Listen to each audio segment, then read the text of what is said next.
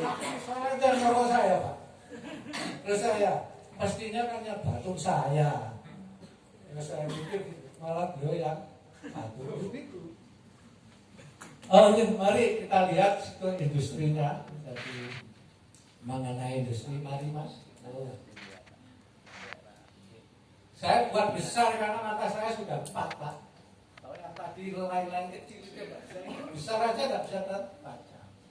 Saya bicara tentang situasi industri hasil tembakau supaya Bapak nanti kalau mau menanam keputusan menanam ketiga itu sudah tahu gambarannya.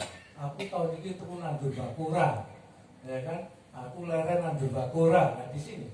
Yang kedua kita bicara tentang evaluasi pertembakauan tahun 2022 dan prediksi tahun 2023. Jadi ini dasar Bapak di dalam nanti berbisnis. Oh gitu. Nah, yang berikutnya adalah kita lihat potensi pertambangan Jawa Tengah tadi sudah disinggung, ya, dan yang terakhir bicara tentang strategi pengembangannya, ya, bagaimana kita lakukan. Oke, kita lihat ya, kita lihat Bapak sekalian. Di sini begini Bapak, pada bulan September ini produksi rokok itu naik negatif 2,4% dari bulan Agustus. Tetapi dibandingkan rata-ratanya dari tahun kemarin itu kita naik hampir positif 9,9%. Artinya bahwa rokok itu masih tumbuh walaupun dihadang dengan berbagai regulasi termasuk cukai, ya, termasuk cukai. Terus berikutnya Pak sekalian, maka secara SKT meningkat, SKT meningkat, SKR dan SPM itu stabil Pak. Dan yang ketiga mengenai SKML yang banyak menggunakan tembakau impor itu hampir menurun Pak. Jadi orang kita ini memang adalah perokok berat, yang perokok berat bukan kita ini. Artinya apa? Semua harus kita sikapi, ya. Nah, SKT ini sekarang 24,2% karena tadi orang sekarang uangnya mepet, nggak pusing, rokok sing awet. Berdasarkan bukan pengalaman, kajian bahwa rokok murah itu cenderung rentan terhadap rokok 10.000 laris. Diundang sewu, boleh mana sih rokok sing 10.000 mana? Jadi dia akan nambahkan Rp1. Sing penting duit 10.000 tetap oleh rokok. Itu Pak, ya kan? Karena sekarang nggak ada kenaikan, sekarang aja kita ada kenaikan kurang lebih nanti akan ada kenaikan maksimum 10%. Bapak baru bisa nafas, tapi yang tidak balik. Bahkan rokok sekarang kemarin saya di industri di Pati itu rokok yang pabrik rokok kecil itu ada menjual sampai hanya 5.500 Pak. Ini ada industri mungkin ya. Sehingga waktu tanya saya tembakau saya itu loh Pak Is, aku songol Mbak Lombok. Wah ya kuat, lulas aku kuatin. Mbak lulas tidak ada sekarang itu. Kecuali Mbak kuat. Ya Pak sekalian. Terus ada pergeseran kualitas Bapak sekalian. Artinya gitu, kualitas rokok yang murah dan menengah itu sudah porsinya itu sudah 42,5%. Rokok premium itu 57%. Di situ kelihatan tren tembakau yang baik itu mungkin tidak banyak digunakan. Karena dilematis. Tapi saya tidak berpikir sana. Strategi kita adalah membuat tembakau dengan biaya kos yang murah. Harusnya begitu. Ya, bukan karena jelek murah. Enggak, kalau saya begitu. Nah, iso ya habis murah bagi pabrik kan gitu ya. Bapak pun juga begitu. Saya memproduksi tembakau yang baik dan murah. Kalau jelek murah, ya repot. Nah, tahun ini kelihatannya terbalik. Bapak elek, larang juga kualik. Oke Pak sekalian, jadi kita lihat cukai tadi Bu Sri sudah 2 kali yang menyampaikan di Rokok yang katakan demo, walaupun bawa Temanggung, bawa orang 1000, Pak, terus nanti mangan, tidak didengar juga. Karena begini, ada pertanyaan yang sama, kasus yang sama antara direktur perindustrian dengan dirjennya itu beda. Kalau direkturnya bagaimana di sini tetap tumbuh. Kalau dirjennya kalau ditanya, kok Pak gitu? Itu kebijakan pemerintah dalam rangka prevalensi rokok. Jadi ingin bahwa anak-anak muda itu tidak merokok, otomatis gitu. Tapi kenyataannya tidak, dia pindah ke produk-produk rokok lain yang bukan dari tembakau. Ya, seperti inilah teman Purworejo. Saya 2 tahun yang lalu ketemu teman Purworejo.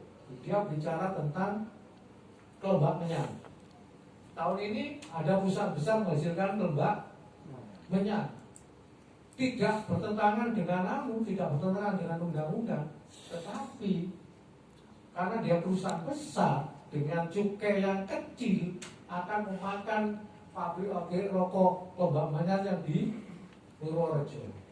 Tapi pemerintah waktu diingatkan sama perusahaan rokok, akhirnya akan muncul kebijakan bahwa cukai untuk kelombak menyan akan dibatasi, sehingga perusahaan yang besar itu tidak akan dapat cukai. Saya yakin kalau pabrik itu legal, resmi, dia tidak akan buat rokok sebelum dia membeli cukai.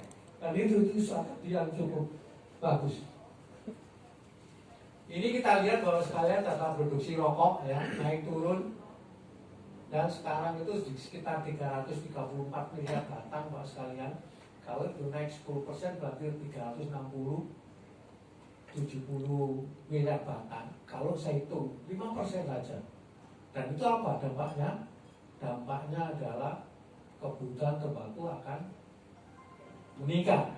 Jadi kalau beliau tadi bicara tentang pesimistis, ya petani banyak yang tidak tanam. Kalau saya senang, kalau petani tidak banyak tanam akan tumbuh usaha besar, ya kan? Kalau tangannya nggak wis tak tandurannya wis, akhirnya bisnis itu menjadi besar.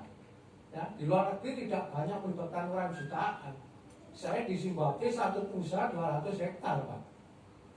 Di Thailand satu petani itu bisa 60 hektar. Di sini 0,3 hektar. Ya kan? Ya kalau 10 sampean aja nih yo. Kalau Pak Juwadi ini terang kita Pak Juwadi 10 hektar Pak. Ya. Orang Pelanggen mungkin lebih banyak luas, tapi kalau Temanggung nanti ya rata-rata 1 hektar.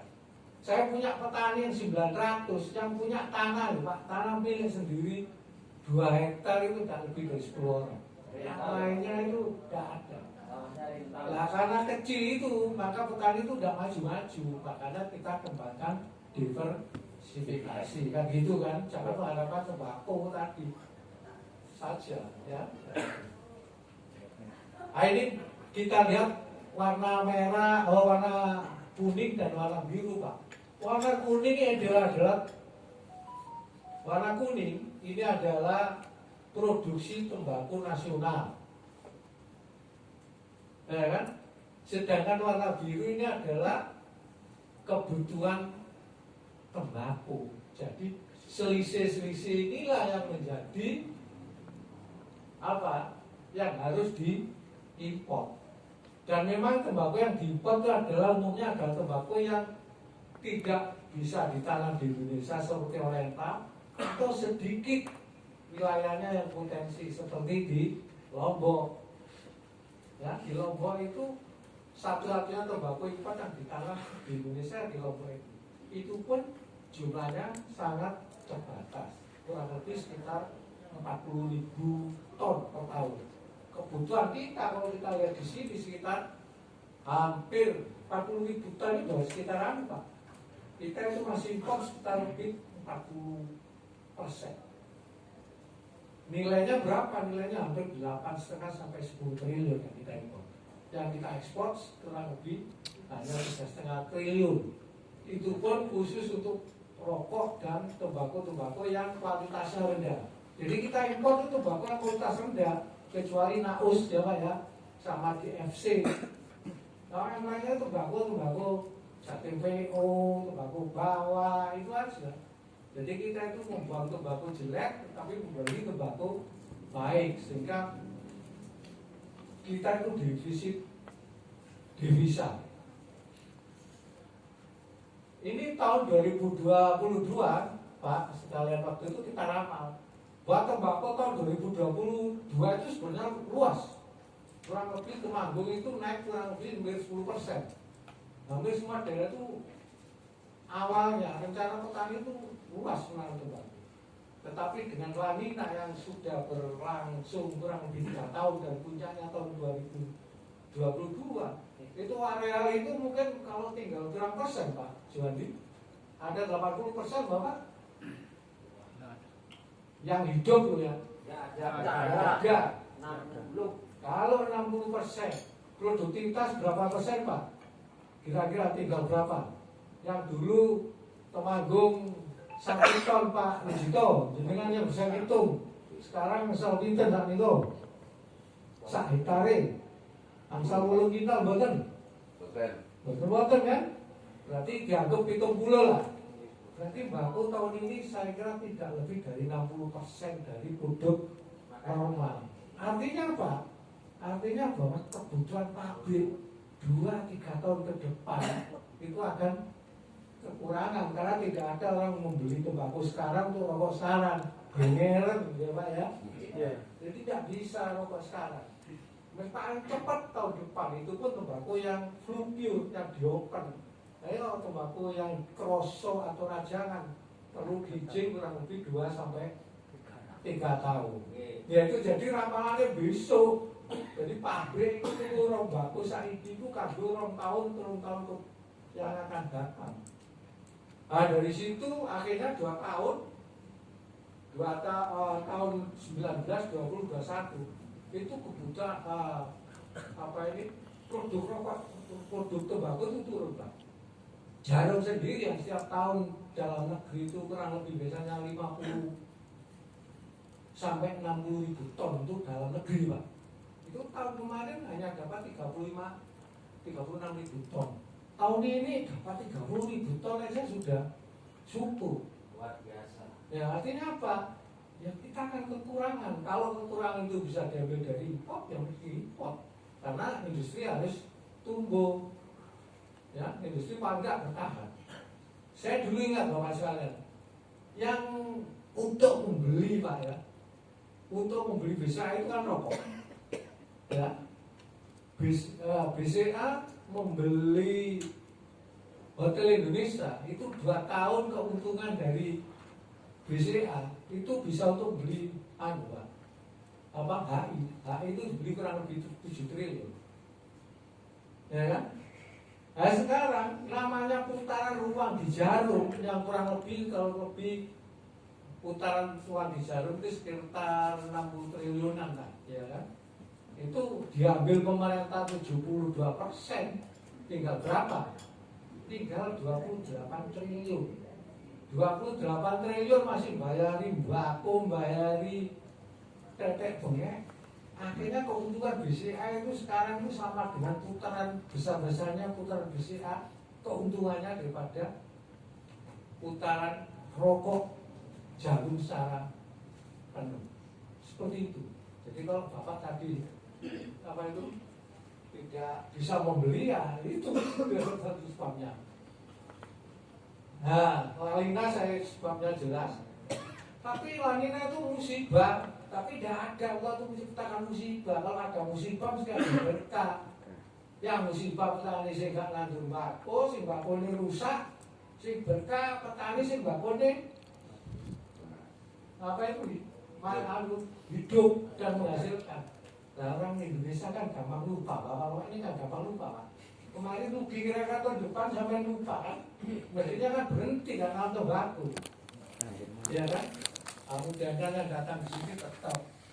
Nek jarine wong Lombok, nek uwo iku lugure masa nang ndi mesti nang disore wite. Jadi nek rugi nang mbakku aja goleki nang TKI, golek ana nang kono ketemu kok mesti. Ya betul Pak ya.